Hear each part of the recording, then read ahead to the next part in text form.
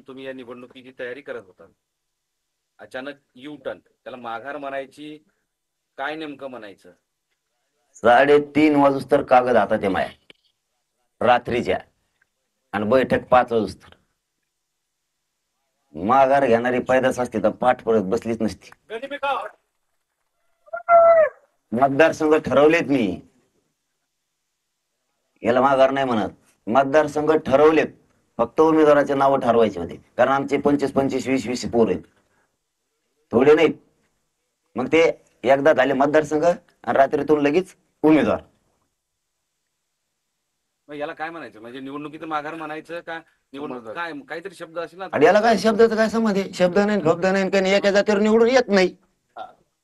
लढवणार नाही. गणी मी का थोडक्यात त्याला काय.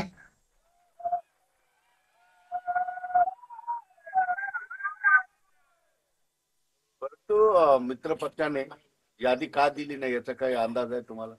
नाही नाही, जाऊ दे. नसतं आता, मी म्हणतो मित्र म्हणल्यावर मित्र म्हणाव. हा, मित्र म्हणल्यावर मित्र म्हणाव, आणि काही असेल सोडून द्यावा अडचण. नाही पण त्यांच्यातच एकमत होत. नाही नाही, इतकी बेकार चर्चा नसते आमची. त्यांची असते, या सेक्टरवर बसली बैठक मुंबईत, त्या सेक्टरवर बसली बैठक, त्यांच्यात असतं ते. आपलं काय सरळ सरळ, तुम्ही 7-8 10 द्या, आम्ही 7-8 10 देतो. हाना मुसलमान मतदान, हाना मराठी मतदान, हाना दलित मतदान, हाना निवडून. हे आमचा सर्वे. पण तुम्ही काल ज्या मतदारसंघाविषयी चर्चा करत होते, जाहीर मतदारसंघ केले ते मराठा बहुल, म्हणजे मराठा निवडून येणारच एकट्या मराठ्यांच्या मतावर, असेच मतदारसंघ तुम्ही निवडले होते. राईट प्रश्न. तर मग पण आता तिथून का माघार? हा, हे प्रश्न राईट आहे. मी कालपासून सांगत होतो, पण ज्या वेळेस काय असतं, समाजाला तरी वाटलं तिघांचं समीकरण आहे. पण ज्यावेळेस सांगितलं यादी नाही, त्यावेळेस समाजाच्या लक्षात आलं की अरे मग एका जातीवर नाही होणार आहे.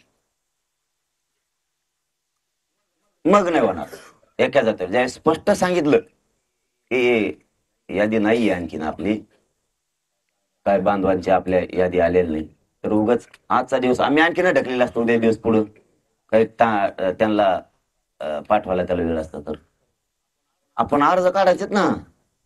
अर्ज का काढायचं लोकांनी? अर्ज ठेवून समजा तसाच ठेवला आणि त्याला मतदान नाही पडलं, त्याचं नाव खराबच आहे ना. ते पुढं कधी निवडणूक त्याला लढायचे असले तर ते शिक्का लागून जातो ना, त्याला शिक्का लागून जातो ना त्याला. आता पाडायचं ही कन्सेप्ट तुम्ही राबवणार आहात, बरोबर? पण अशा स्थितीमध्ये तुम्ही असं नावं जाहीर करणार आहेत का?